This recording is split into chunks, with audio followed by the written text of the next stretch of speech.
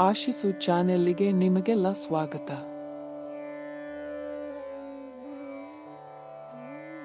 ಮಹಾಭಾರತದ ಪಠ್ಯವನ್ನು ಓದಲು ನಿಮಗೆ ಸಮಯವಿಲ್ಲದಿದ್ದರೂ ನೀವು 9 ಸೂತ್ರಗಳನ್ನು ತಿಳಿದುಕೊಳ್ಳುವ ಮೂಲಕ ಅದರ ಸಾರವನ್ನು ಅರ್ಥಮಾಡಿಕೊಳ್ಳಬೇಕು. 1. ಮಕ್ಕಳ ತಪ್ಪು ಬೇಡಿಕೆಗಳನ್ನು ಮತ್ತು ಹಠಮಾರಿತನವನ್ನು ನೀವು ಸಮಯಕ್ಕೆ ಕಡಿವಾಣ ಹಾಕದಿದ್ದರೆ ನಂತರ ನೀವು ಕೊನೆಯಲ್ಲಿ ಅಸಹಾಯಕರಾಗುತ್ತೀರಿ. ಅದೇ ಕೌರವರು. 2. ನೀವು ಎಷ್ಟೇ ಬಲಶಾಲಿಯಾಗಿದ್ದರೂ ಅಧರ್ಮದಿಂದ ನಿನ್ನ ಜ್ಞಾನ, ಆಯುಧ, ಶಕ್ತಿ ಮತ್ತು ವರದಾನ ಎಲ್ಲವೂ ನಿಷ್ಫಲವಾಗುತ್ತದೆ. ಅದು ಕರ್ಣ.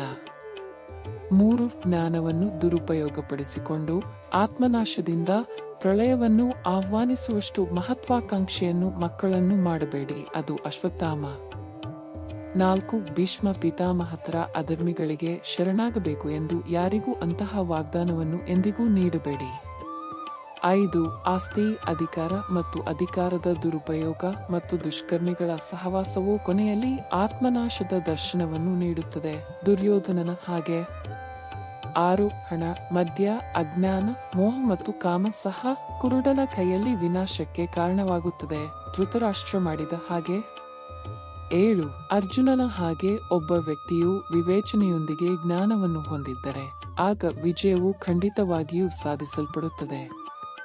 8. ಪ್ರತಿ ಕೆಲಸದಲ್ಲಿ ಮೋಸ ಮತ್ತು ಚೇಷ್ಟೆಗಳನ್ನು ಸೃಷ್ಟಿಸಿ ನೀವು ಯಾವಾಗಲೂ ಯಶಸ್ವಿಯಾಗಲು ಸಾಧ್ಯವಿಲ್ಲ, ಶಕುನಿಯ ಹಾಗೆ.